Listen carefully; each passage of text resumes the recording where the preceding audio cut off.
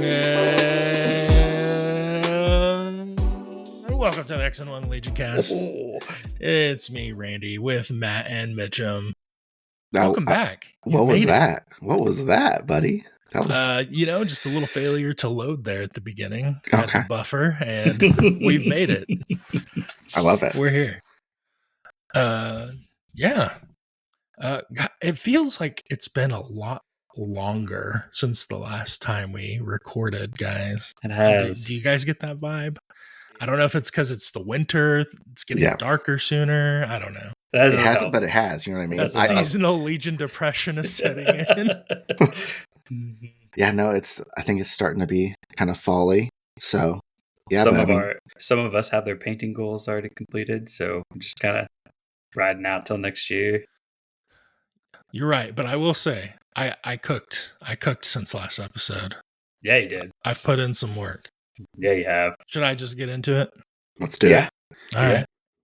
Let the harassment begin. The hobby harassment. The only kind that's okay, people. Yep. Okay, let me get the number. I believe last time when we had talked, I had a shameful I had put up a shameful 0.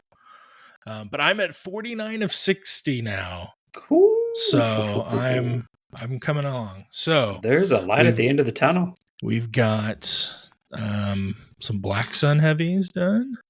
Mm. Ooh. I'm loving it. Ooh. The people are loving the Black Suns too, so I'm glad. Yeah. So gray and bronze here on the third squad. And then also I got the rest of the little minions done for the unit as well. So this whole squad is off the plate. So very nice. Three whole squads completed. 3 more to go. I think I still need to build one. But I haven't run 6 Black Suns yet. So we'll see. They're expensive, guys. AMG, take this down. Give impervious, reduce cost by 10 points, and add a melee profile to the shotgun. Please and thank you. And then I got... Oh, and a points update. Wait. Don't do that, AMG. AMG, don't listen to him. I got this violet purple Spartan done for Flashpoint. Ooh. He's been done for a minute, but I got some basing on there that I had been struggling with my 3D printer to get done. So that was the other accomplishment. And then I've been working on Nightcrawler a little bit for MCP. Nice. I just love Nightcrawler, guys. Side tangent, if you haven't watched X-Men 97, what are you doing? Pause this, go watch X-Men 97 and come back. No, watch this, so good. Then go. No. Watch X-Men 97 first. Okay, whatever. Okay. Yeah. They're gone now. They're not coming back. Oh, man. So I think that's most of my hobby. I've been working on some stuff in Blender. I found some files from a PC version of a game, perhaps. And while I don't think they're good for printing, I've been able to use it for scale and to work off of. So I am trying to remodel some stuff for a table, perhaps, that there'll be some videos coming for in the future. A Halo one. But Matt has been working on some Legion table stuff. I have first. I was inspired by some feedback we received on our last episode about Fluttercraft being good. So I purchased Fluttercraft. He was going to pull out a built Fluttercraft. Oh, no. I think it would be painted. Whoa. I thought it was going to be built. Absolutely. I was expecting not. one Still fully got the painted. shrink wrap on. I could resell that. I could change my mind. I was expecting it to be fully painted and based and ready to go. I don't know. I didn't set a goal for myself. Anyway, I did print. I've printed for my table. That's good. A mining guild TIE fighter. Nice. Are you gonna do it yellow? I am gonna do it yellow, which is I'm debating whether it's worth me buying a can of yellow primer. Just yes, because this thing's pretty large. It will be 100%. Anyway, and I also need an X&1 decal to throw on that bad boy. I was thinking about. So we're getting turbo nerd here. I got a couple Right stickers. here on the Mining Guild tie is the Mining Guild logo in like, The Clone in Wars show. whatever in Star Wars. I Rebels. was thinking about maybe putting the X and 1 logo there instead. Yeah, Ooh. we can make that happen. Also, Yeah. I printed for my office.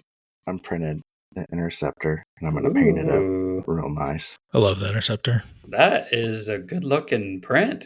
Dude, the Bamboo Labs, baby. Yeah. Not sponsored, Yeah. but if you want to sponsor us, Yeah, Bamboo Labs, please. I would be happy to. They are this anyway. It's great. So those came in. I found some STLs on Thingiverse, and they came in multiple pieces. So the Interceptor, I think, was each wing was 4 separate pieces, and then there was the struts were in 2. So it was like a 10-piece model that I had to glue it together. The TIE Fighter was like 3 pieces, so a little easier. But yeah, I've been doing that, a lot of 3D printing, and I think I'm really close to being done with terrain for the Spice Table. I need to start Painting and stuff. which is Dude, I'm ready to play it, man. I might Yeah, have to excited, buy me an too. airbrush. I'm so intimidated by the large objects painting with a brush because I'm so used to minis and little amounts of paint. Honestly, man, just get a really big brush Or rattle can that shit. and go to Hoblob or somewhere and get like the big acrylic paint bottles. Don't use like your Okay. good mini paints. So I'm thinking about the yellow primer though for the Mining Guild tie. Just yellow primer and then black on all the black. Dude, And I then- recently picked up some Pro Acryl primer, white, black, and the matte sealant. Mhm. It's pretty legit. I like it a lot. But you could also go to Walmart and just get some cheap matte yellow primer. I've been using Army Painter spray primer, Army Painter's pretty solid. I like Army Painter a lot. which is really nice, but it's like $20 a can. Yeah, so that's the only problem. If you go to Walmart or like Hoblob and just get a rattle can, it'll be half the cost and it'll look just as good. So yeah, but no, that's my thing. Been 3D printing, been playing a lot with that. So love the printer. Can't, it's so much better than the one I had before. So anyway, love that. So I'm planning because apparently I'm gonna have to have a hobby goal next year for minis painted. So I'm trying to start to think about what that's gonna look like for me. this year we harassed our podcast. Next year, the world. Yeah. Ooh. What about you, Mitchum? It's been a lot. So let's see. Last time I built all my 3 boxes of Sleeper Cell.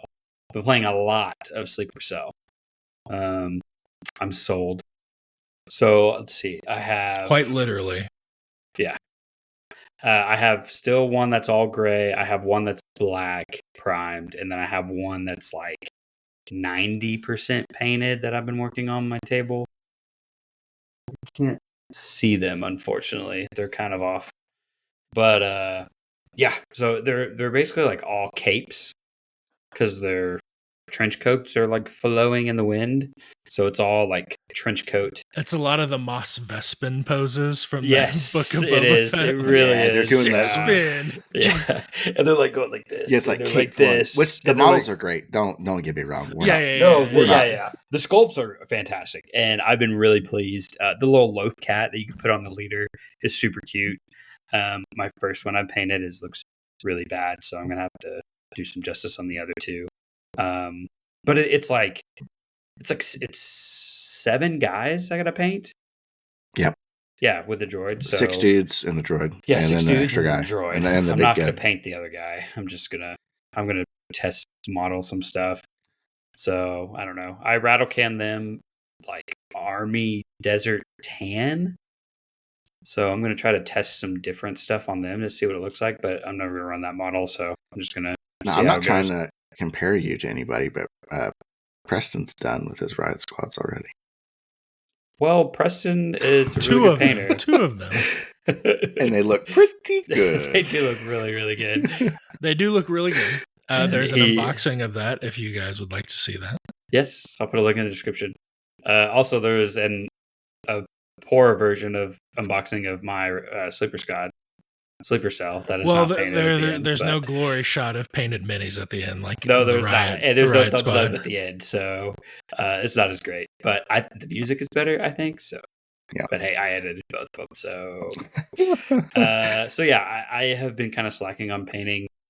Life's been getting in the way a little bit, so. But hey, it's just gravy for you. Yeah, you're just chilling. Yeah, anything on top of this is just bonus. So I figured at this you were point, just, I'm trying to get to 60 just to prove to Randy that I'm better than him. So I figured you're just dragging it out just to like save them up like January 1st. Like, oh, look at these minis. Like that's 18 done. Yeah, any carryover I have is Hey going to man, carry it over. doesn't the next matter what year, number so. you get to. You didn't build the table this year. That's true. That's true. Yeah, I'm trying to get ahead for next year, so that's what I'm doing. Yeah. So Yeah. I can build that table next year. And Preston's also doing that Camino table. He sent some pictures of the AAT Okay. on the I'm table. so glad you brought that up because when he first told us about this table, I was very skeptical about how it was going to look in play. But after seeing like the scale that he's doing it at and like some models on it, it's pretty freaking legit. I really it's want going to those be STLs. awesome. Yeah, and I was thinking about it too, like in Attack of the Clones, we see Slave 1 on one of those pads and they still have room to like fight around it and stuff. Yeah. So Well, the whole Django Obi-Wan fight. yeah, that's what Yeah. Mm-hmm. So it's not that surprising. But I'm really curious my to main see. issue was with the struts, right? It's like, well, what about all the spaces between? But I think he's just got the first level equal to the water.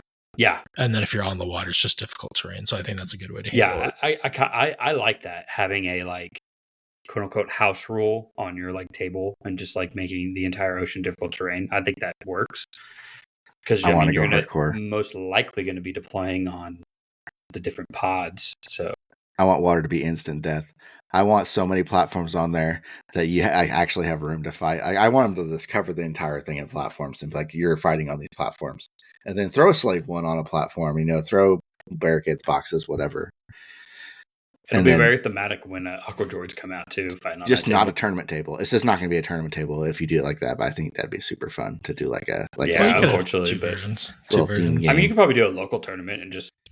Hey, next Galaxy at War. Ooh, yeah. I was thinking if you made the whole ocean difficult terrain and I like hop down there with like Wookiees or something, and then just like full speed because I don't care, and then like warp up to a height 2 deal because I'm Wookiees and I have scale or whatever. It's like sounds good to me.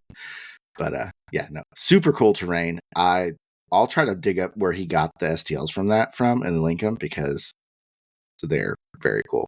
Mm-hmm. Super well done. So anyway, yeah. Well, Mitchell, why don't you? Well, let's talk about some Sleeper Cell. Let's talk about some games we've been playing since. Yeah, I'm ready. You don't have to paint too much. How far back do we need to go? Did we talk about the game we played last, where I was running TTS? No, when I was running GAR and CAD. I don't think so. I have played at least 4 or 5 games with Sleeper Cell, and I think the last time we talked, I had just played my first. Okay. So the game, I think the last game we talked about, you were playing GAR, and you were talking about how good GAR felt when he has all of his upgrades. So no, we have not talked about the CAD game. Okay. Yeah. Yep. I'm continuing to run a lot of upgrades on GAR. It feels like he can do stuff.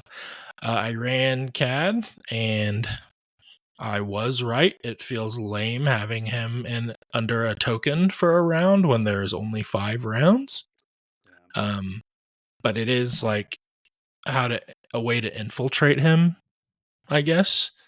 So I think at that point, if you're gonna do it, you might just go ahead and reveal him. I don't know. That kind of feels bad, but I don't know. It's all kind of always obvious where he is anyways. So yeah, that's kind of what we were talking about. How there's not really a thing worth putting him on. That is, like it's not like Recover where it's like you can put him on the Recover and then like surprise grabs it, runs away. It's like the value's different.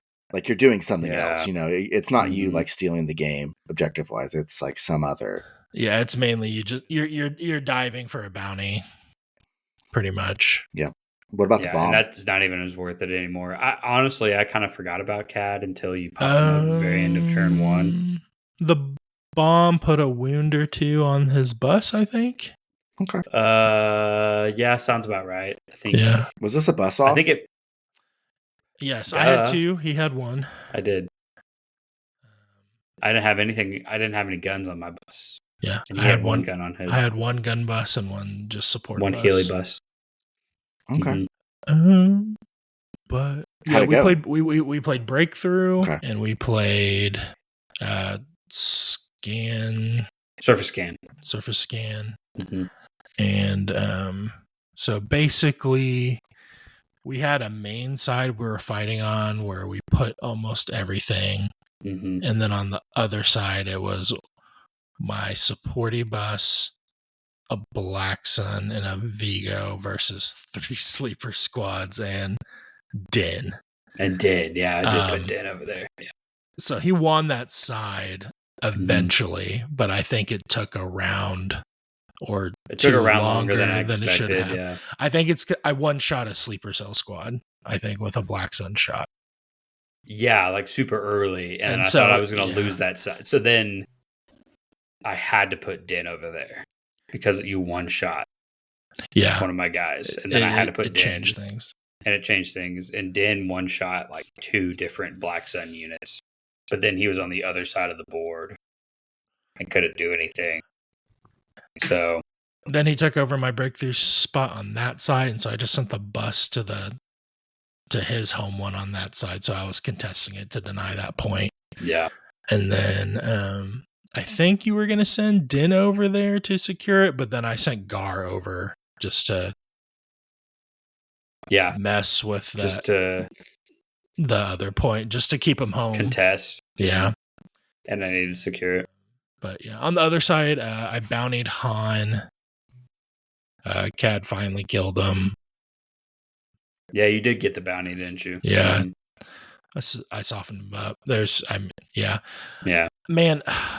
Chewie died. I don't think he made a single save. Yeah, Chewie. Poor Chewie. So Chewie, right? He was elite, right? When when you can reduce so many of the hits down to 2, and you're like, oh right, I finally got 2 through, and it's like, I'm just gonna guardian to Chewie. Yeah, I used to feel terrible. Now it's like, what's 2 drops in an ocean versus what used to be a thimble. Yeah, I sure like Protector and Guardian are what they are in the new game. I don't know if it's an auto include anymore. I mean, sure, Chewie's command card with Han is good because it brings back.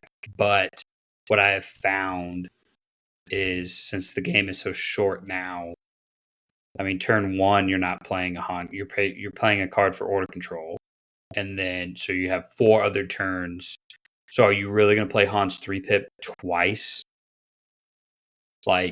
To try to deny your opponent a card? No, not really. You're going to play it once, and then you're going to play 1 pips. And it's pretty situational when you would want to do that. Yeah. Before, you could get away with playing it and then playing another 3-pip and then getting it back and playing it again.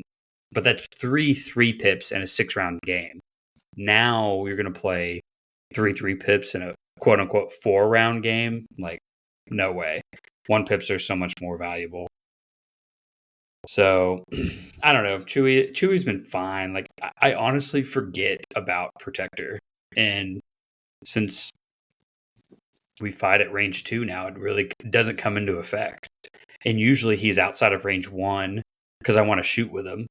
But I try to keep him within range 2 to give him it's kind of the situational awareness problem, right? You can dodge crits, but there was also plenty of hits there to dodge. Anyways. Yeah. It's funny because Travis brought that up, and I hadn't really even thought about it because it was just it just seemed what to do.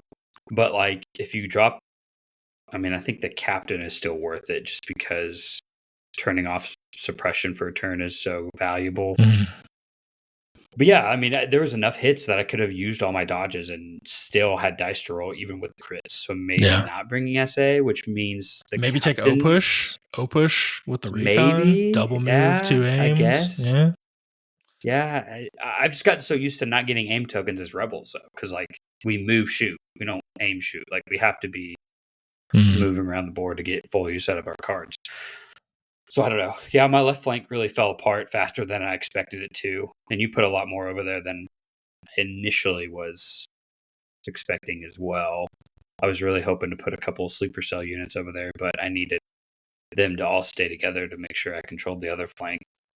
So I think Sleeper Cell against Black Sun probably has the same problem I have with Wookiees against Black Sun, is that you're trading in that. So like if you're getting into your sweet spot, they're also in their sweet spot, and so then you're trading shots. So it's like you've got to get whoever you're going for and take them out, because your return fire is probably going to kill you. Yeah. And Black Sun can get bailed out by red saves too, potentially. Yeah, definitely. So anyway, yeah. And the list I ran, it was Han, Chewie, Rebel Officer, Den, triple Rebel, troopers with ion guns, and then triple supercell, and then a bus with no gun.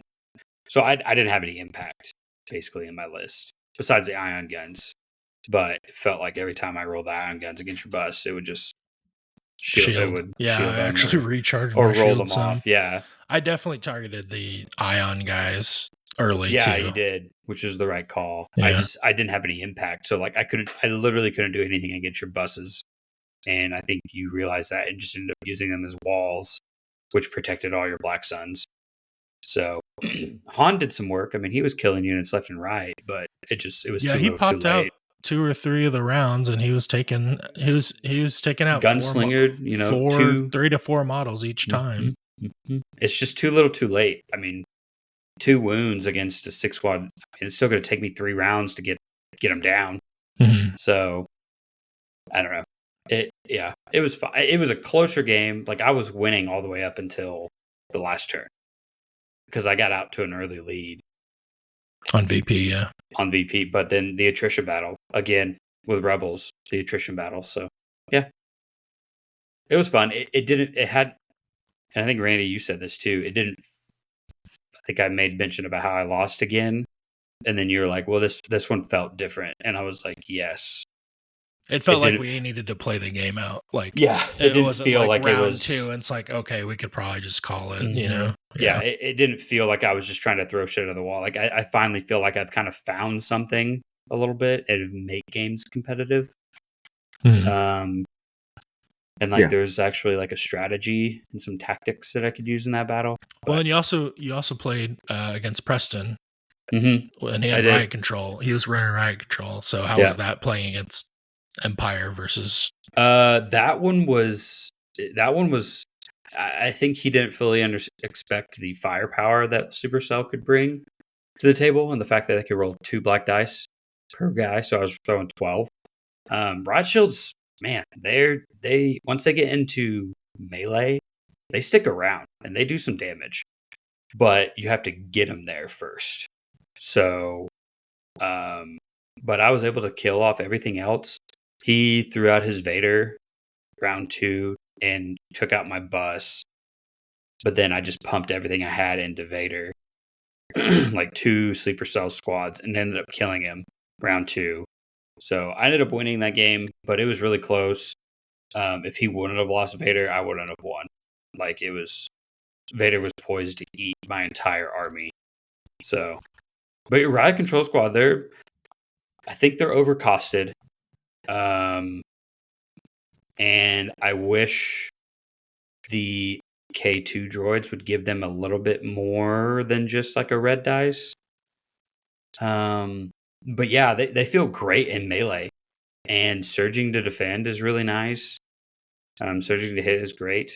I like the hold the line keyword, but just getting there feels bad. It just feels bad because if you shoot them, I mean, they die. They die so fast. So. Yeah, I think it might be something we could just fix with the points. But yeah, and I mean they're core, so it's a different core option for them for sure. It's a different play style, but it's like shores are so good. Shores are really good. I mean, it sucks that they lost their target 1, but like the long shot, range 4, like all those black dice and 2 white, critical 1 is still really, really good. But yeah, I don't know. It was a great game though. It was really good. So Nice, man. Yeah, I think keep cooking with those sleeper cells because I think you're close. You're just kind of messing with the fringes there to get just the right amount of spice. 3 ATRTs, add them in. Maybe, Yep. maybe, or another bus. Little spritz of I don't want to paint ATRT. another one right now, but I don't blame you. I think I don't know. I've been liking Dinjarin running with them. I need to try them with Ahsoka. But yeah, I think there's something there. I don't know if they're. I know a lot of us have been comparing them to arcs. They're not arcs. But they do throw a lot of dice, and you can leave them on an objective, and they won't just go away. So yeah. I think they're closer to Black Sun than Arcs. Yeah, that sounds about right. I've played some Rebel people that had trouble putting their troops on a point and having them survive, so I think they'll be a little better at that, and they'll punch back pretty well. So, well, they're Courage 2, which is huge, so they can take a suppression. Most of the time, I've been leaving them on one flank and then putting both my commanders on the other flank, so they're way outside of 3. But having to take 4 suppression before they get panicked is huge. So I've never been worried about them panicking. They usually die before they get panicked. So yeah. Problem solved. Exactly. But yeah, I mean, they took on Randy's 3 swoop bikes and was holding down a point in one of our games. So yeah, I think they are better than Riot Control Squad, I will say. Just because they're a little cheaper and I think they're more versatile. Definitely for the current missions that are available. Yes. For the range band that the game wants to be fought in, Riot Control Squad wins that range band over You mean Sleeper Cell wins? Sleeper Cell wins that over Riot Control Squad. Yes, thank you. Yeah, that range 2 shot coming from a Sleeper Cell is gonna toast them. Riot Control Squad. They have a suppressive melee weapon. Mm-hmm. They have an impact weapon as well, which is Impact 1, and it's all red dice. The suppressive melee is black-white, so it could be 12 or 6 black, 6 white suppressive, which has been huge. I've panicked some people with that. It's been nice. So I get the versatility is just, I think it's really there. They have a lot of upgrade spots, but they don't really need them. I've run them naked more times than I haven't, unless I'm putting recon intel on them. Tactical is super nice. It makes that move shoot feel really nice. Yeah. I think maybe the comparison's a little unfair too, because Sleeper Cell is special forces, so they should feel probably better than a core unit on the Riot Control side. Yeah. So that's fair. Maybe instead of like people trying to run the Riot Control Squad into Sleeper Cell, they need to run them into the other team's core, or I think tie up a Jedi or with them or something. The Rebel Special Forces slot, there's not a whole lot of competition in that slot right now. You could argue. I think the only competition, it would be Commandos.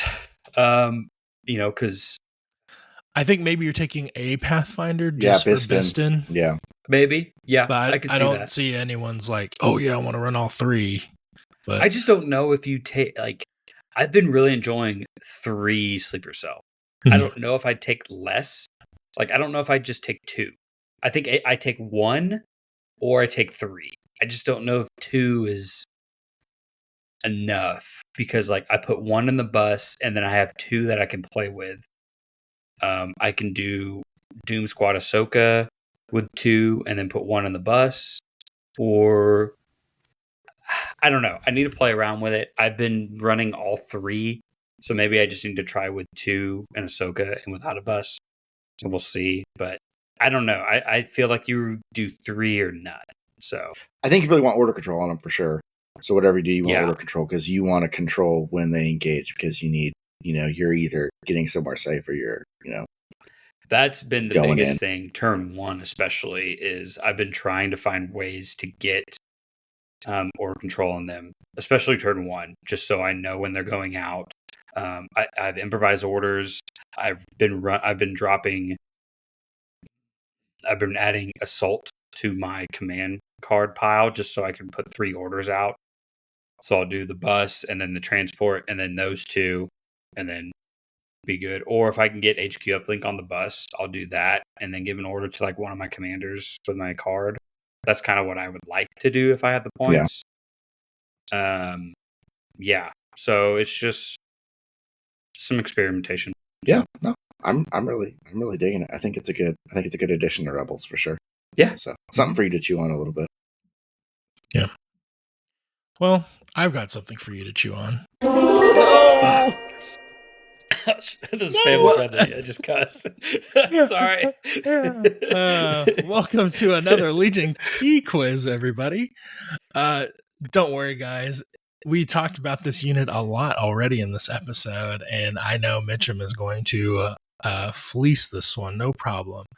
Easy one. It is both in Shadow Collective and in Rebels. We're talking about the AA5 speeder truck. Oh, shoot. You've been staring at this card a ton. There's 5 keywords. It's going to be not a problem. Okay. Okay. I think Armor Lay 5. it on me. Armor Yes, 5. Armor 5. Yeah. Boom. It's a hover ground. Hover ground. Weak point rear. 2. Transport, obviously. All right, one more. Um, This one would be tricky to me because I kind of thought maybe they removed it, but it's still there.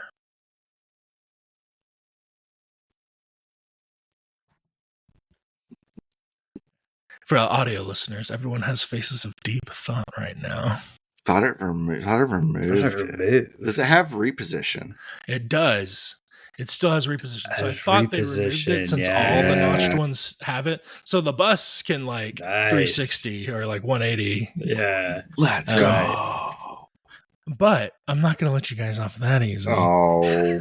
I've got a bonus question for this one. Can you guys tell me all the pilots that the bus can take? Okay. Rebels and Shadow Collective? Yes. Okay. Okay. Mitchum, go. I don't play either of these. Go, Mitchum. Okay. So, there's Reckless Driver.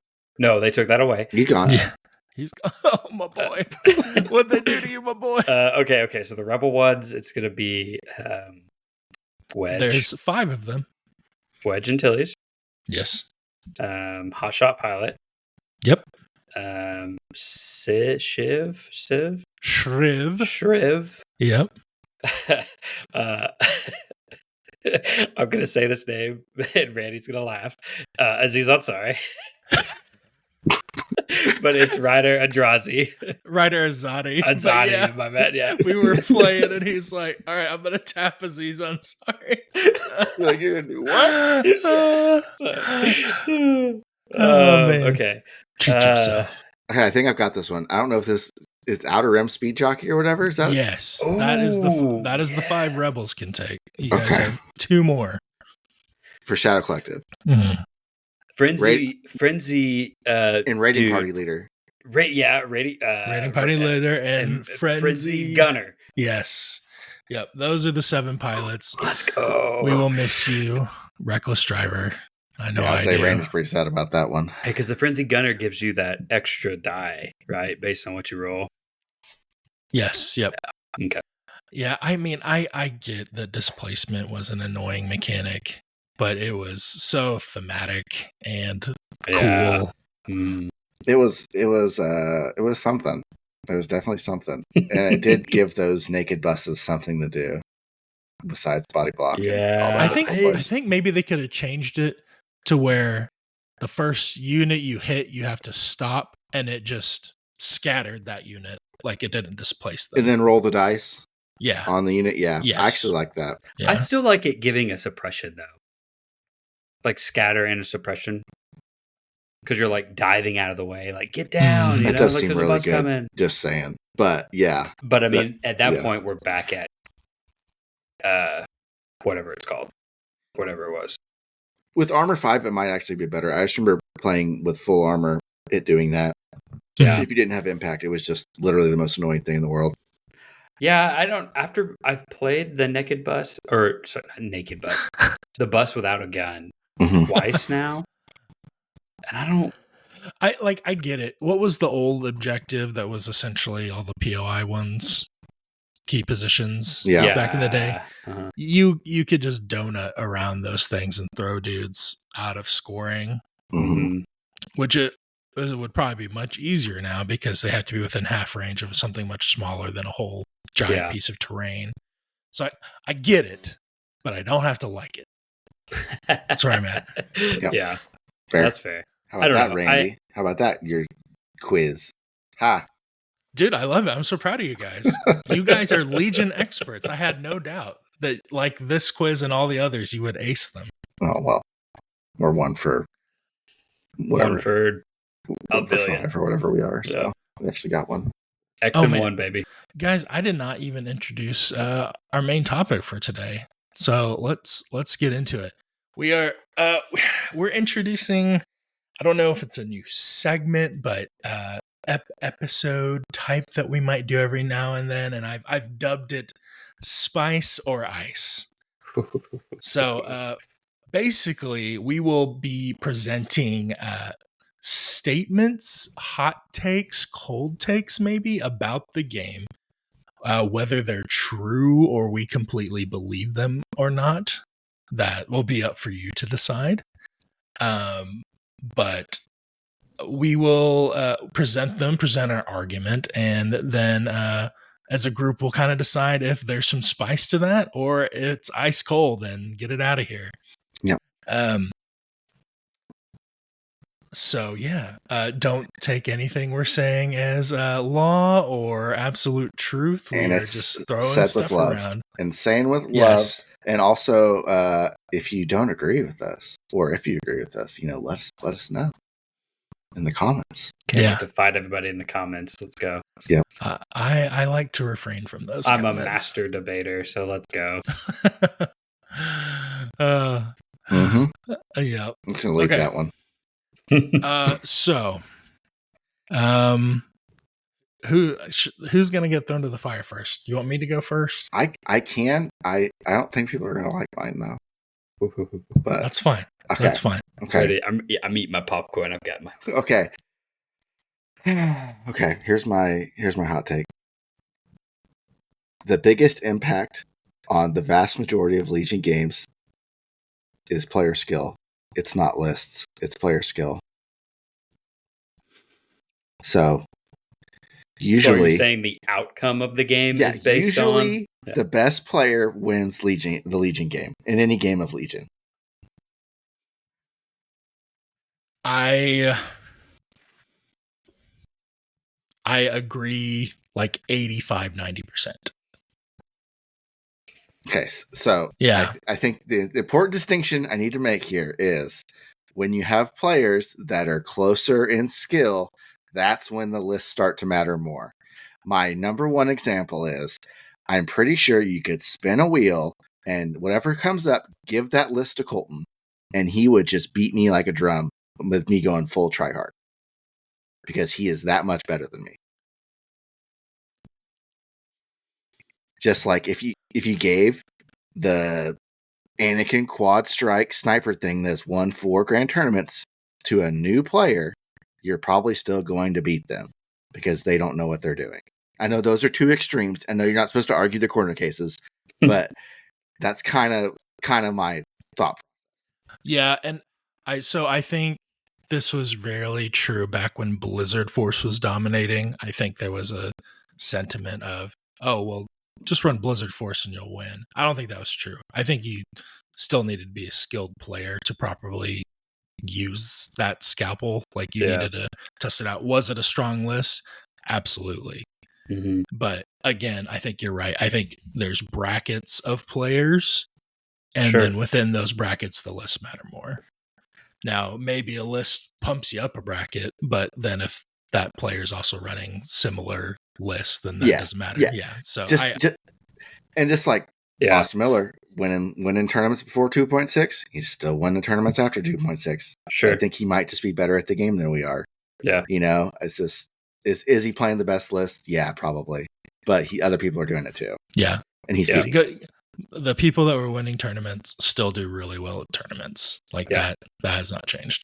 Yeah. No, I agree. I think, but I will say that if you take two newbies and you give one of them Rebels and one of them 501st, the one with the 501st list is going to do better. Like just in a vacuum, it's like objectively just better. Yeah, and I think like better units, better command cards, better at the missions. So there is something to be said about the good players are just good, but there are a handful of lists in the game that are just objectively better than others. And I think you can get really far too, even if you're not playing those best lists. I think running the same army and getting a bunch of reps in will go a long way to actually, improving your results and how you are, how you do as a player at events and stuff. I think there's some value in that. Yeah. So I always point to Travis and Sabine for that. Like, I don't think many people would say Sabine's a great unit, but it's better. I think it's a little better now. Had but good results. Definitely in Old Legion, he was, winning events with Sabine too. So sure. I think, and this is just me in general, I think people's first look when they do poorly at an event should be, inward instead of necessarily just blaming all the BS lists and stuff out there. And I think that applies to everyone, especially me. So it's not like I'm saying that. I mean, it goes, I mean, more on that point too. I think, if you're going to take a list to a tournament and you're a new player, I think the best thing that you can do is play that list. Like you pick a list months beforehand and you play nothing but that list. And so you know the ins and outs of your list, you know what it does, you know how it reacts, how you can manipulate it against different opponents and stuff like that. So you know the best, the highs and lows of your list and how to manipulate that the best you can. So, I mean, that's how you become a better player. And I think that's what the best players do. And that they've played so many games that it doesn't matter what models they play, that they can already have that like base knowledge of, okay, I know what this unit's going to do then, and I know how to best manipulate that to give me a winning chance. Mm-hmm. So, yeah, I think tournament winners are really, really good players playing really good lists. So, big tournament. That sounds like some spice to me. Okay. Moderate spice. Okay.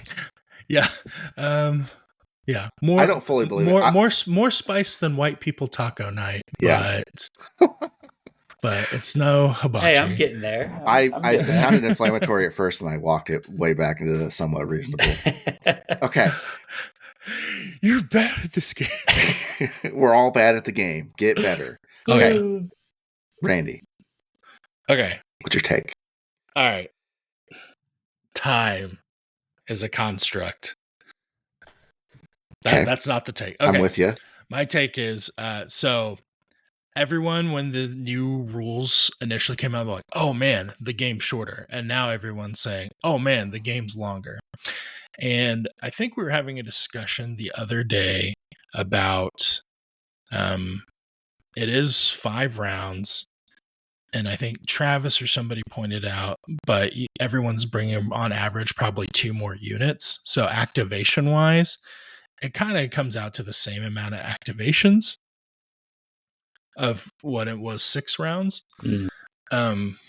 But there's just way more analysis paralysis going on, I think, with the combination of the deployment and acting right away. So my thing is, the game's really not that much longer than it was. You just always kind of played that slow.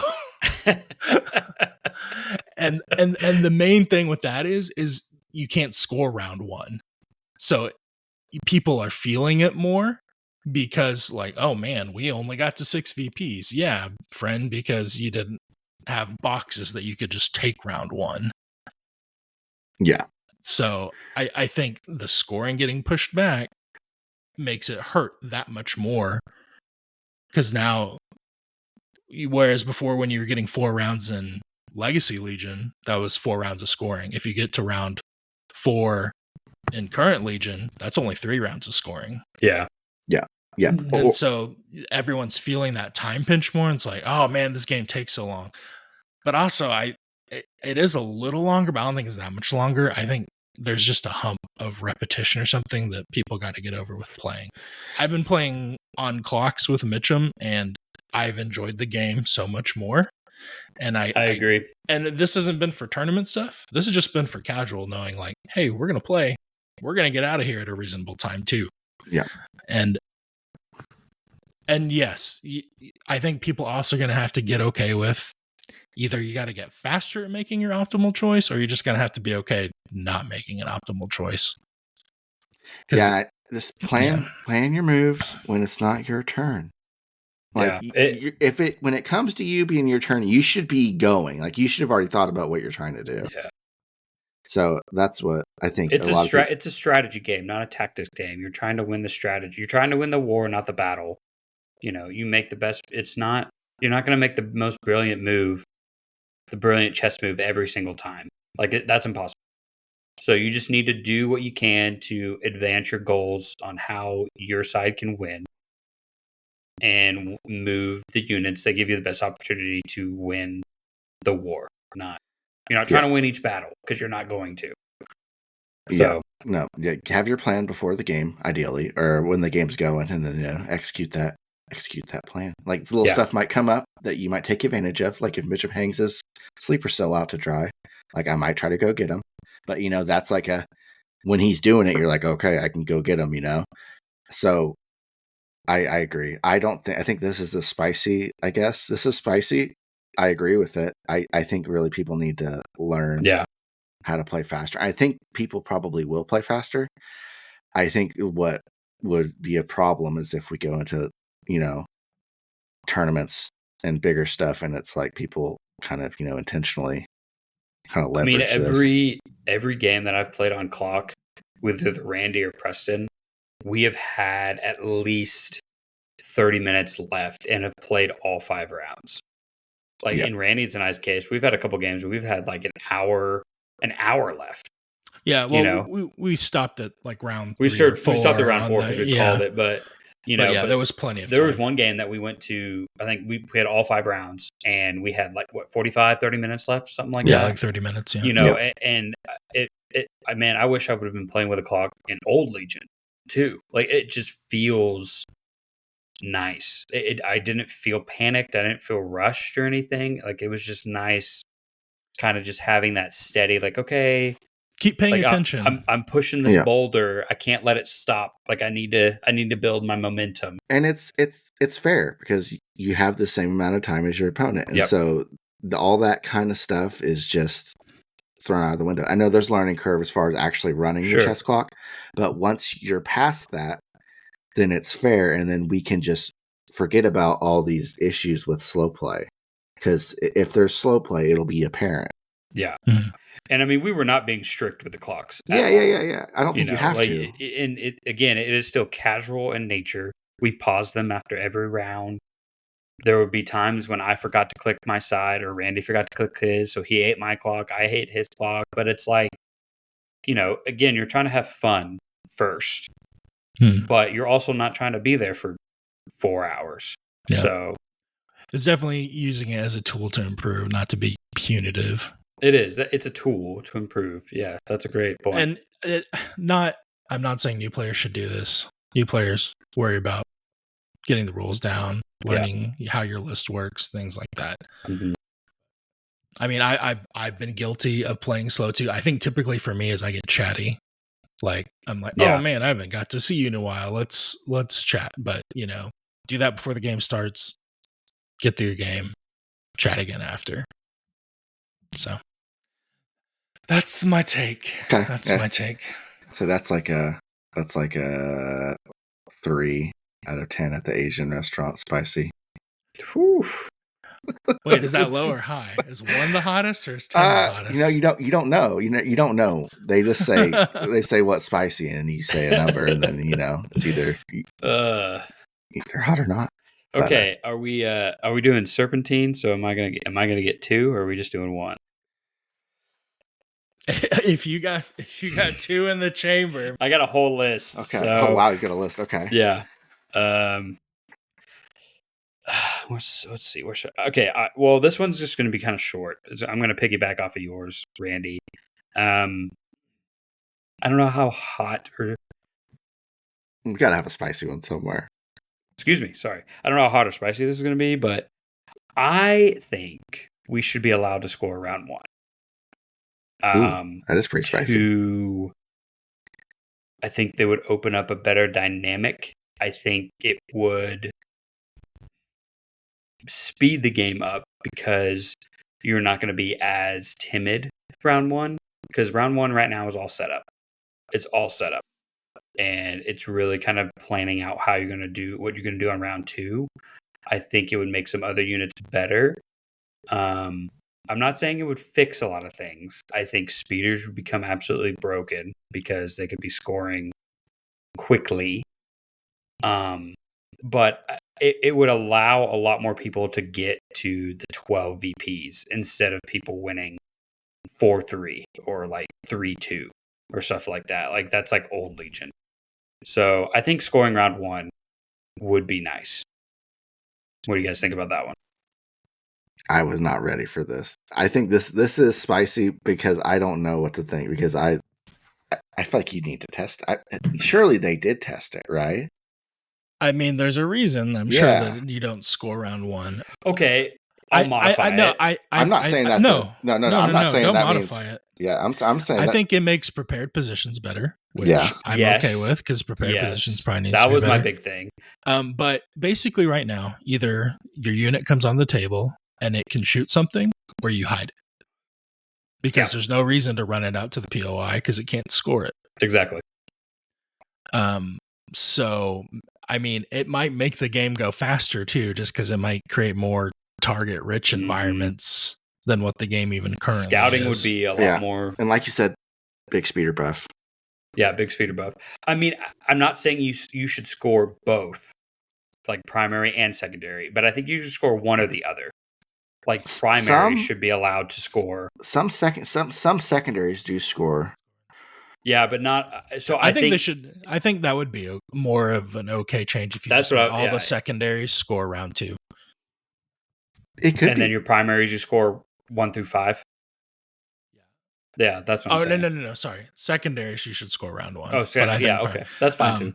Yeah, just because like there's recon or scanners where you have to get out of your deployment zone anyways to score with those. So if that you could score at round 1, it would motivate you to move out that first turn. Okay, so on the objective cards themselves, they say starting second round. Yeah. So that would maybe imply that not all primary objectives would say that, because they do say it by card by card. So there might be objectives in the future. Sure. There could be. Score round 1. I hope that they add some prepared position objectives, primary ones, just to do something. I'm all about giving the player options, and they've talked about this. Making every faction have an identity, and it seemed like the prepared position was going to be like part of the rebel identity, and there's really no benefit to it other than getting a dodge and old deployment. So unless you bring all prepared positions and you can shoot your enemy as they walk onto the table, there's no point in bringing just one. So that limits an option that I have. And like Randy said, on turn 1, you're either moving and hiding or moving and shooting. Again, limiting your options on what you can do on turn 1. So, I want to give people choices. I want to give them options. I want to make things interesting. And I think that would be a way to generate different stages or different puzzles. What's the chess term I'm looking for? Gambits. States of the board. Yeah. Okay. Puzzles or Game whatever. States. Yeah. Okay. Game states, Opening. just Anyway. different options for Okay. players instead of just being like, because we've had the new rule set for 3 months now, and it feels like, okay, turn one's pretty figured out. Like, you move, hide, or move, shoot if you're got a range 4 gun. Cool. Or can scout 3 run into something. Yeah. Okay, I'm not trying to tangent this too far here. I've been thinking about this because I was like, man, I can't wait till they come out with new objectives so I can build a deck that's more tailored to my specific army. But the flip side of that is we don't have a lot of control over whose objectives are going to be played as far as red and blue. So it's kind of coin flippy. So if I have a deck, if more objectives come out, I have a deck that's tailored to my army. And you have an army that's a different archetype, and you have a deck that's tailored to your army. That random roll at the beginning ends up being really important. And I don't know if I like that. It's funny you mentioned that because the sleeper cell lists I've been playing, I've been running recover the research, shifting objectives, and the one with 4 objectives, the comms one, intercept the transmissions. Okay. Yeah. Intercept so signals. all of the ones with 4+ POIs. I have not played any of those missions because everyone else is running close the pocket, breakthrough, bunker assault. So every time they flip to one of mine, like every time recover the research shows up, it immediately gets banned. So I haven't played any of my missions because I either am blue player or because I've been winning the roll-offs, and so I don't get to choose. So like I'm not now. Granted, the missions haven't felt bad, but I haven't played lists that I feel like are tailored to my. I haven't played missions that feel like they've been tailored to my lists. Yeah. So maybe that's a list building thing. I'm glad they gave us the new missions, but I feel like turn 0.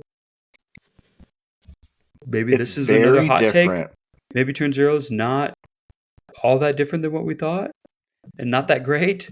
It's very different. There's too many options to ban.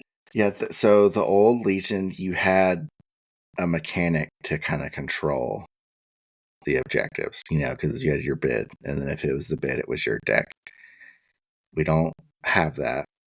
I don't know. I think maybe that's something you solve in list building. Like if you just don't build a skew list, so you can't get decks are smaller as well. Yeah, but like in the old flop, if you got a card that was in the 4 slot that you really wanted to play, it took both players banning 3 of the missions.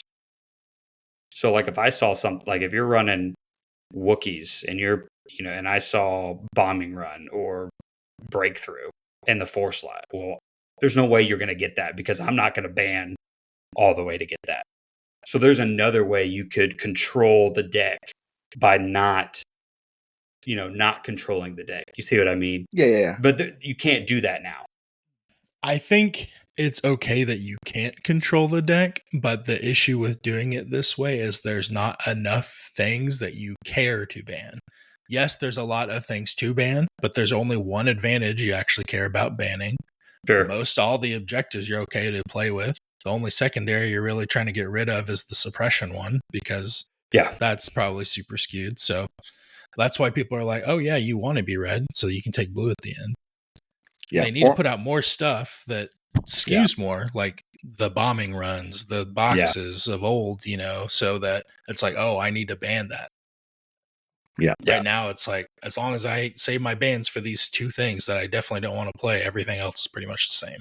Sure. Yep. No, that's 100% right. Okay. Yeah. I say that's spicy take. Spicy take, Mitchum. Just because I did it. That wasn't even one on my list. I did, because you're you're throwing stuff out here. I know. That's what I do. Scoring was your. Yeah, scoring was my original one. Yeah. Yep. My other one, I guess. Circle back around. I am under the impression that small dice pools are still bad. small dice pools tend to be associated with longer range guns, i.e., snipers. And the way the game is played now, in my experience, is the range band at which units want to fight has shrunk from range 3 being the most prevalent fighting range band. It is this range band has shrunk to range 2 now. And all of the range 2 guns throw buckets of dice. So, just like in old Legion, where fire support was king, throwing buckets of dice in New Legion is still really good. And the way you get that is by throwing range 2 guns, i.e., arc pistols, sleeper cell, magdet, black suns. Those units are king right now. And I think range 4 guns are fine, but small dice pool, 2 wound models, 2 wound units, snipers, and we've gotten some comments about this. I brought this up before, but in my experience, I think they're obsolete. I really don't see a purpose for them other than if you can get missions that cater to them, and I think it's playing the 6 POI missions where they can just be on a POI by themselves off in a corner, still doing some damage. But for the most part, like, if I see someone playing snipers, I'm not going to let that slide because I want to force you to put all your units in the middle of the board where I can take out your snipers and take away your range advantage. And sure, okay, if I miss both my cover saves on a small dice pool, let's say you're a rebel sniper and I roll 2 hits. Okay, you get through my cover. Great. Let's say I don't save any. Okay, cool. 2 wounds in my 7 squad sleeper cell unit. It's going to take you 4 rounds to kill them all. If you do that every round, okay, great. I don't think they're worth their cost. I don't think they're worth their cost. I don't think they're worth it. I think part of that is target selection. I don't think you should be shooting sleeper cell with a sniper. If you have a high velocity gun, you should be shooting a Jedi, or you should be finishing off units, right? Like if there's 1 or 2 sleeper cell dudes left, then you shoot them with the sniper rifle. Yeah.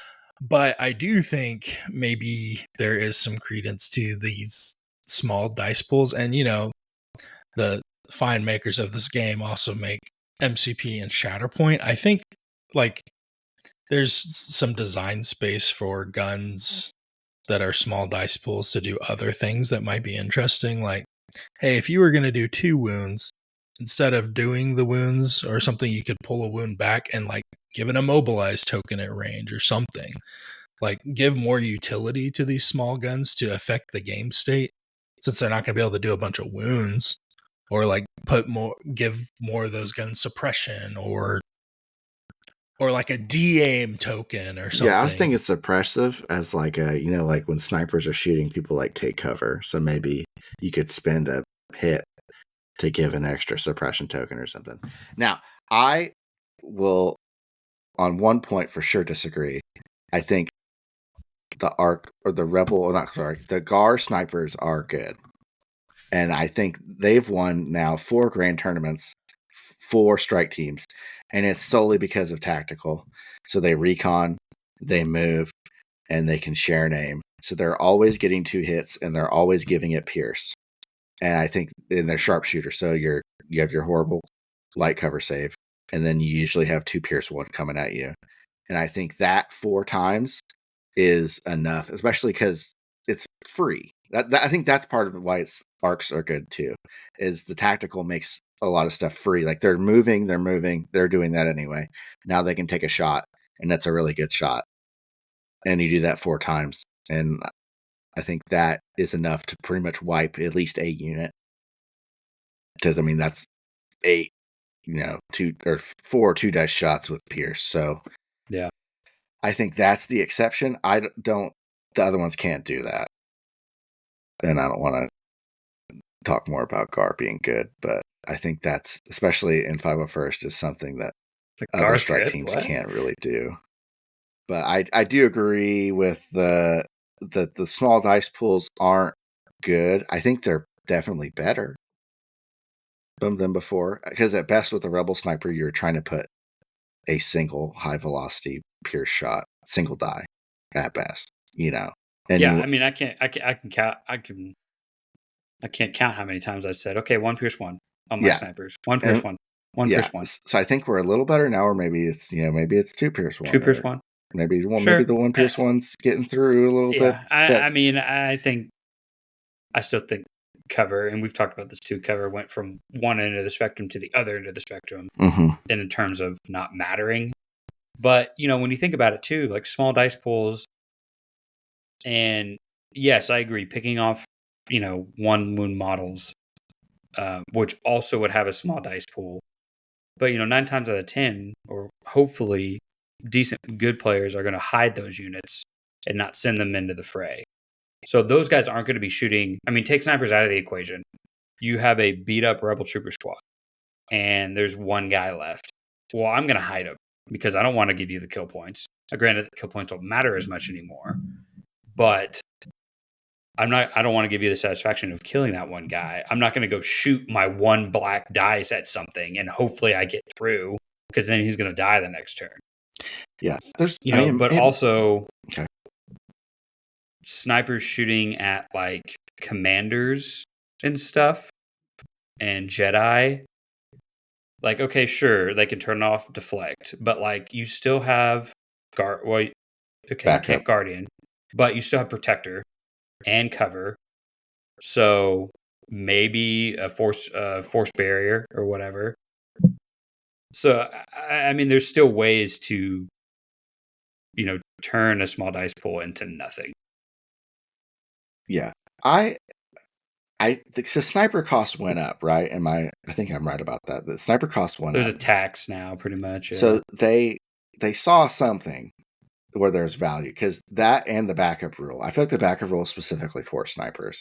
I think they didn't want a bunch of high velocity shots coming into the Jedi from range 5. I think it was that, and then just without the snipers going up, I think it was letting people shove too many acts in. Yeah. Which is also why they made the attachment change too. Yeah, it's kind of a problem they made for themselves, though, with the attachment deal.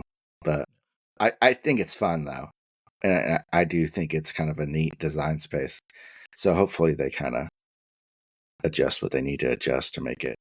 I think there's probably a price point where the sniper is still fine, even with all these problems. Just because of like a cost per act kind of. I mean, I'll throw a sniper in a Rebel Commando squad every day of the week, but like that's going to be 6 black and a white. Like that's a pretty decent dice pool. Yeah, but like you're doing it to shoot it with the rest of the unit. You're doing it, yeah, but you're never going to catch me just with a strike team. I don't think ever in a squad again. Because like, why would I bring a strike team when I can? Now, granted, I know it doesn't count against you, but if I can bring 3 sleeper cell units, that's going to be more dice that I can throw and more versatility than having to bring a commando unit and then a strike team on top of that. So, and I think the other thing too we've talked about is just you don't need that range as much. Yeah, range 5 it seems so pointless now. It seems so pointless to have range 5 units. And you have 1 less round to chip away. Yeah. And there's no POIs hardly in your deployment zone right now, as of now. But with everything being in the contested zone, in the middle of the board, you want to send people to the middle. You don't want to hold anybody back. I mean, the most you're holding back is, I mean, for me, it's been a Rebel officer, because I can range 2, give people out, and then she's holding my back objective. I don't need people protecting her. If she's died, then I've already lost the game. So, and a sniper strike team's not going to change the game for me at that point. All right, Matt, what do you think? What do you think on this? I think this is a spicy take. I'm actually happy with Mitchum. He came out with 2 actual things that we debated.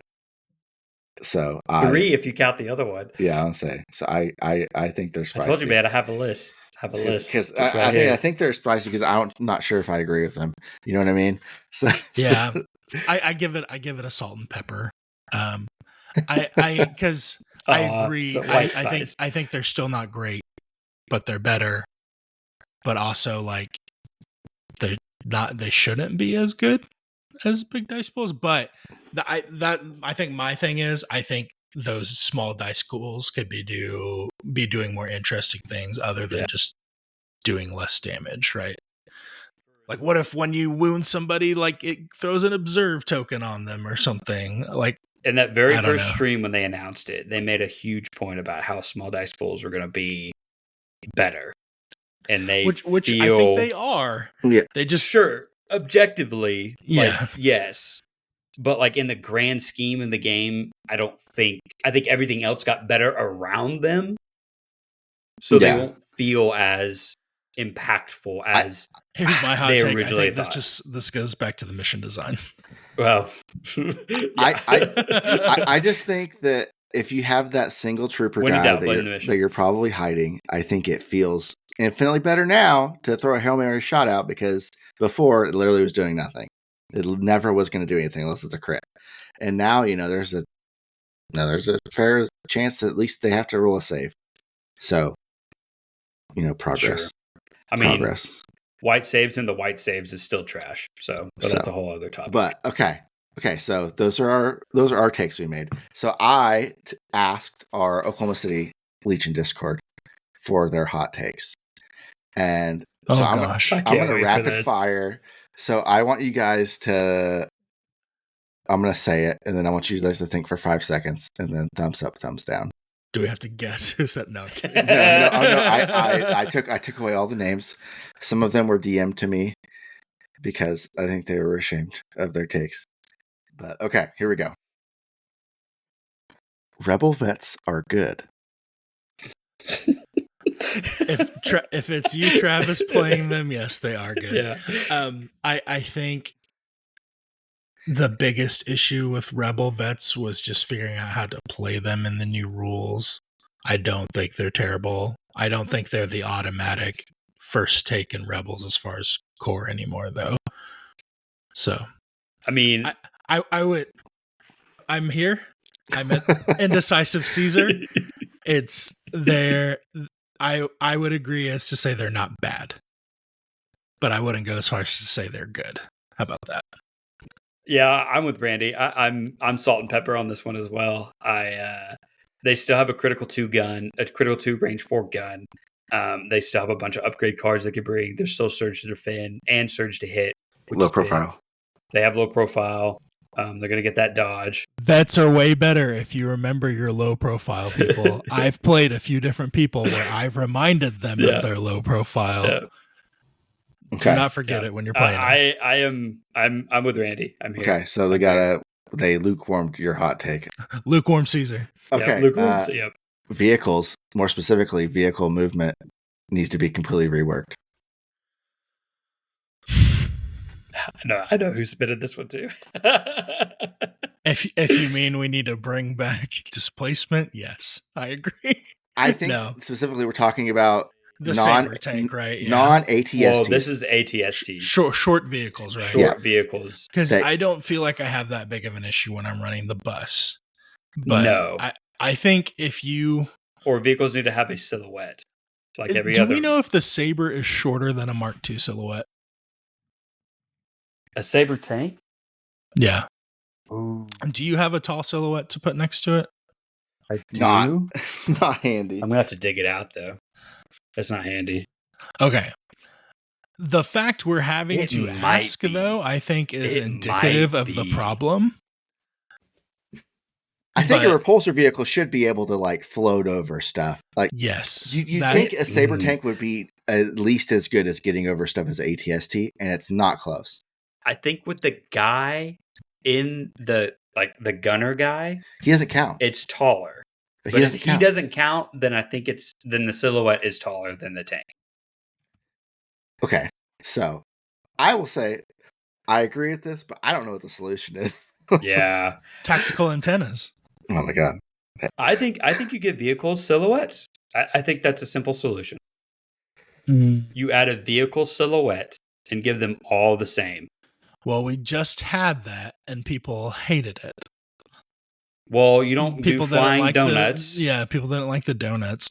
Okay. Good submission. Thank you. Yeah, Thank that you was for a your good one. service. Just give a minimum. Like if it's height 1, you Yeah. can get or half a height. We have the half range tool. You have the half range tool. Just use that. Like you can go over that regardless of the ground vehicle. I mean, it's not fair when a saber tank gets trapped down from terrain, but an ATSD could just walk whatever. Like, sure, it makes sense thematically, but like, if it's hover, it doesn't. Those chicken legs don't go up that high. They're not climbing. And those things are falling down all the time. They're notoriously seen. Teddy bears rolled some logs on the ground. They fell down. The real solution is there needs to be a roll when an ATSD goes over a building to see if it falls over. That's yeah. Yes, that's true. Correct. Okay. Anyway, okay. I'll move on. Thank you. I've got some best unit in the game. Couple submissions. Ewok Slinger's best rebel unit in the game for rebels. I mean, they're the cheapest. They are cheap. You can bring a boatload of them. That's the special forces. Is this specifically the special forces that there's the slings. Oh, okay. Ones. So you can't upgrade these guys to be the super. You could put a trapper on them, I think, but they are like 30. Put a trapper and an axe guy on them. They're like 35 points. 8. So and they're dirt cheap. I haven't played them. I have one unit, I think. Was the statement best in rebels? Yes. Best rebel unit. I think it's ATRTs. Okay. Here we go. Here's another one. ATRTs. I think Leia is the best unit in Rebels. Here's a flaming take, and I'm gonna out him because I'm down on the slingers. I'm out on the slingers. I'm not sure what to think. I don't know enough about the slingers. I think like everything in Rebels, it's situational for the list. Such a cheap act. It's like if I could do this in Gar and just throw little arcs. If I could just. But if you could do 3 arcs for under or 3 acts for like around Matt, 100 points, we really need you to play. This isn't a hot take, Randy. We really need Matt to play another faction besides Gar. I'm playing Wookiees. So we can stop comparing everything to Gar. Anyway, okay, here's the flaming. Once you have that drug, man, you can't give it up. I will say this, and then I'm going to give some context that might make it harder for us to dunk on it. Bad Batch is the best non-Anakin unit in the game.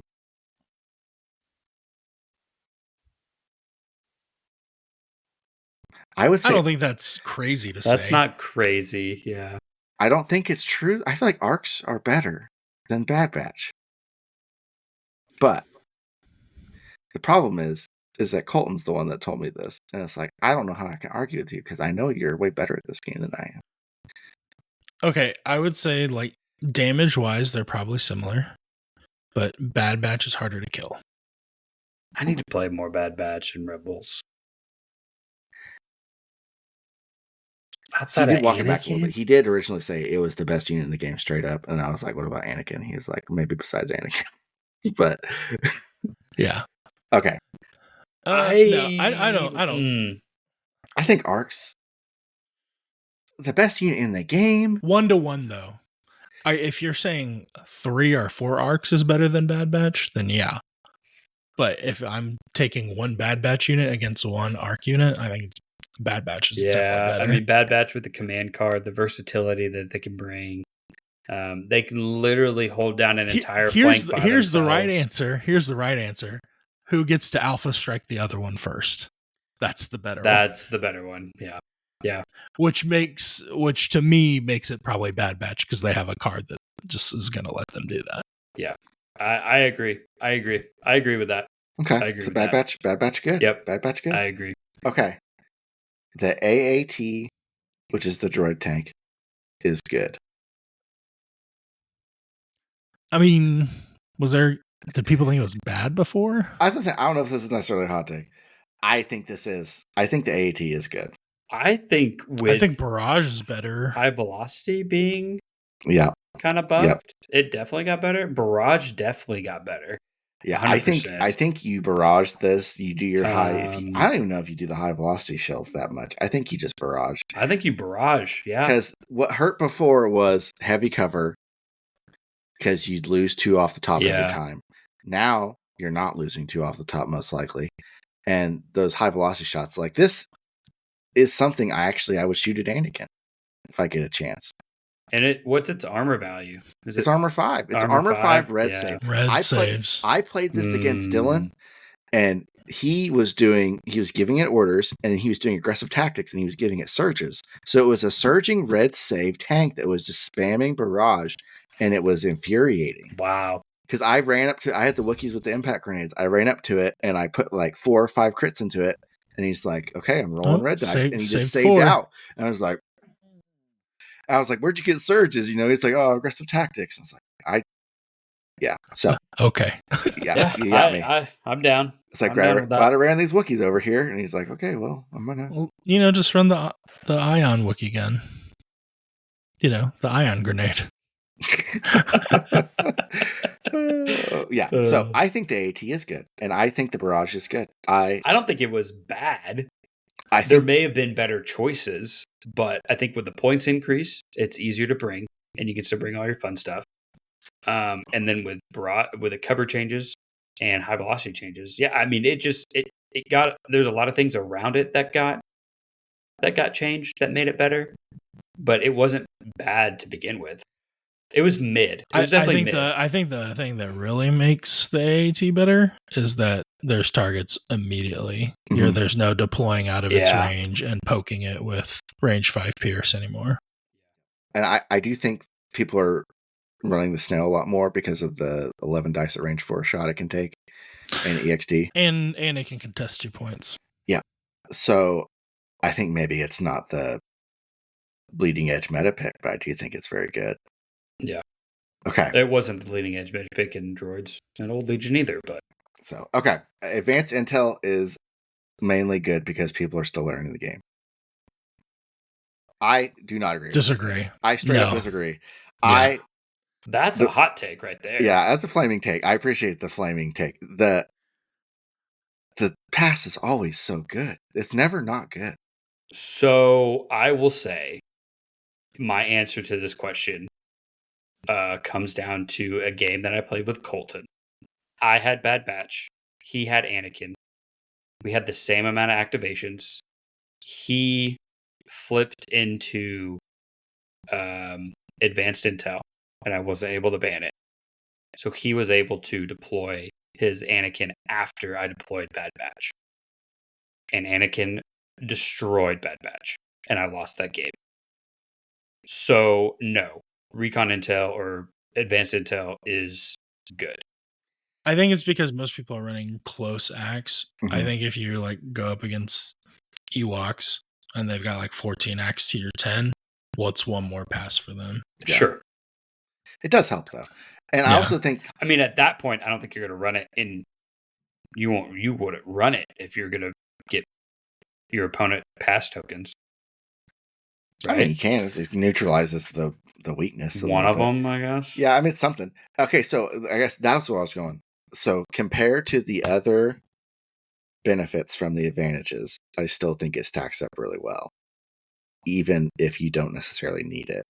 Just having a pass is probably going to be more useful in most scenarios than the other advantages. Now, I guess the exception would be if you really want to strafing run something.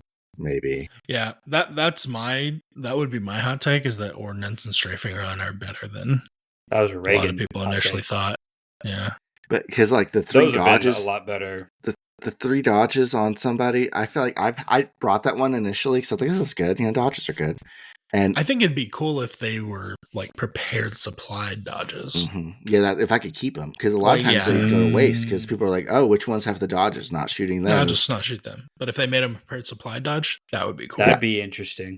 I like that. Yeah, I think I like that. Advanced Intel is still the best one just because of I don't think any of the advantages are the more and more I play cunning deployment, the more and more I realize blowing up the world at me. But okay, so we disagreed with one. Okay. Tac Strike is bad because all the Empire Special Forces options are bad. Next. Not even going to grace that with an answer. That's funny.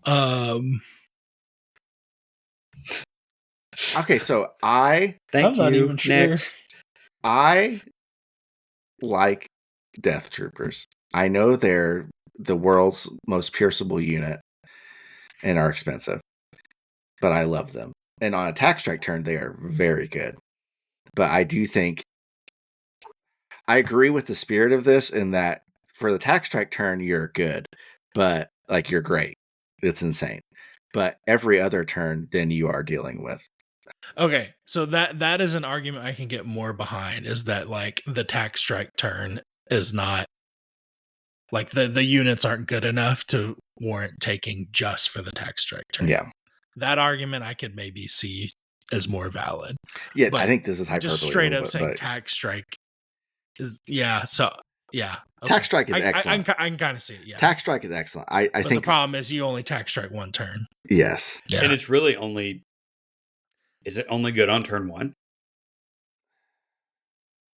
I think if you have Death Troopers and shooting range 2 gun, it could be good on Later. a later turn. But yeah, typically people do the config with the range 4, do it turn 1.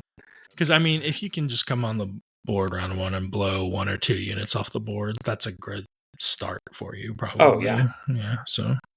I love Death Troopers though. They're so cool. They are so pierceable. Did either of those cards get reworked yet? Death Troopers or Scout Troopers? Possibly Scout Troopers, but Death Troopers, no. Okay. Okay. I have one more. And I know how I feel about this. Chewie is bad, is the take. All Chewies. Every Chewie. Every Chewie in the game. Were They we said just every talking Chewie about is this? now I feel bad. like we just had this conversation. So, yeah, I think we already talked about why, like, being able to Guardian crits isn't as good, because there's still plenty of hits there. I think Rebel Chewie's really rough with no surge access. Yeah. And there's just better ways to spend your points in Gar. I disagree with that. I love him in Wookiees. Chewie is the best commander in Wookiees. Objectively. Yeah, because you have no other option. No, I have Wookiee Chieftain Yoda. Well, earlier we said you need to play a different faction, and then you said, I'm playing Wookiees. So now they're the same faction? What's going on here, Matt? I have a certain color of order token, and it is a Force of the Republic. So Chewie and Yoda, obviously, Chewie helps Yoda a lot. I think that's the one exception. So that could be all of Gar, but it also works in Wookiees. But in Wookiees themselves, Chewie is more durable than the Chieftain because he has Surge Actus and 9 wounds. He is 10 points cheaper than the Chieftain, and his gun, I think, is slightly more consistent. Yeah. Well, that's great because Rebel Chewie doesn't get any of that. So I think it's more true for Rebel Chewie. Yeah, that he's not good than Gar Chewie. I think the Ewok Chewie ATST is fine. And I think you have, with the 1,000 points, I think you have. Oh, yeah, I didn't even think about that. I think you have the room to take it. So, I disagree with this. Honestly, I think the spirit of that statement did not include the Rebel ATST Chewie. Okay, we'll throw that out. I think the real hot take in that, like if you read between the lines, I think the real hot take is Guardian is bad. Guardian is not worth the points. Ooh, I don't know. Depends on what you're guardioning. Feels real good with Yoda. Hey, next time you run Ahsoka, remember you're going to lose backup when you play that Guardian card. Yeah, that's true. I forget about that. Probably not with Gar Ahsoka though. I'm more and more kind of like dropping that card and bringing like push because I want order control and less rounds. So okay, so that was my last one. I think Gar Chewie is solid. Well, anything in Gar is solid. So, but why not bring Bad Batch? I'll say it. Wait, is Gar Chewie a commander? Is he a commander? Yes, he is. That is actually a negative. But not in Wookiees though, because not in Wookiees because it doesn't mess up your bag that much if you have another because Anakin's not an option, or Obi-Wan, or yeah. Okay, we'll say half spice. Okay, half calf. I disagree. Chewie fine. Get trash and Rebels. Get better. Okay, that's all I got. That's all my. So thank you for all of your. Those are pretty good. Submissions. It was fun. It was fun to talk about that. Please let us know if you liked this spice or ice, and next time we do one of these, if you guys didn't hate it, we will definitely get the community's comments ahead of time, because that was fun. I think I liked going through the other people's more than coming up with our own. Honestly, I agree. That was fun. Better to judge than to be judged. Yep. Always. Yeah. Cool. I think we're kind of drawing to the end here then. Any announcements? I know we're about a month away still from the Gilded Greyland tournament. Yes. Well, it'll be about three weeks when this goes out. Yeah, it'll be November 23rd. Okay. Your boy Mitchum from the Extra One podcast will be judging, Co-hosting, TOing, co-hosting, co-event organizing. So Jerry and Colton can live stream the event on Jerry's Game Shop. So be on the lookout for that. If you want to watch a bunch of Oklahoma guys kick each other's butts on live stream, make sure to check out Jerry's Game Shop. Yeah, He will have all the throw stuff. the link We'll put out the for links that. and everything. Yep, for sure. Come hang out. Come say hi. There was I'm sure cool we'll be on. giveaways last time. Yeah, And lots of cool giveaways. And I'm sure we'll there'll do be something more too, I'm sure, for that. Yeah, so the end of November. I'm planning on being there to play. He's going to My win. daughter's cheer Matt's wearing season the is Randy suit over, this time, so so Randy will be there. I'm trying to muster the wife points to go, boys, but it is tough with this 2-month-old at the house. yeah. So I think that's a hill not worth taking. Yeah, dude. I think that you got to pick your battles, and that's not one you want to pick. yeah, we'll see. Although I think Ellie might be joining me, so Let's freaking go! because I think she wants to play Pokemon that morning. So Nice. So I will be hosting Ellie and not the event. Yeah, if you watch the to... stream, you might see my daughter like poke her head like a prairie dog in the back of the stream. That was the best part. So yeah, really looking forward to that. What else? Yeah. What else is happening? Yep. We'll have more podcast episodes. We're trying to get other content out there, but I think dad life is just really kicking all of our butts for extra time. So we're trying, but we'll try to have one or two cool extra things coming out before the end of the year, I think. We've been loving the comments, so please keep it up. We love chatting with you guys, hearing your opinions. My Ahsoka bro out there, I appreciate you every time you comment. Thank you so much. You're the best. We don't have I knew favorites. I wasn't alone, so we like them all equally. I got you, bro. Mitchum might not, but no, he's fine. My favorite. Everyone else they are fulcrum, the two of them. Together, fulcruming it up. Our fulcrums will unite. We'll become the ultimate fan. Coming on too strong, buddy. Dang it. But yes, hey, if you're listening and you haven't subscribed, you should. It's great. It lets us know you like the stuff and we should bother to keep doing this. Helps me sleep at night. Anyways, cool. Well, this has been another X&1 Legion cast, and let's just do a throwback classic today. X and O. It's just a game away. Yep. Later.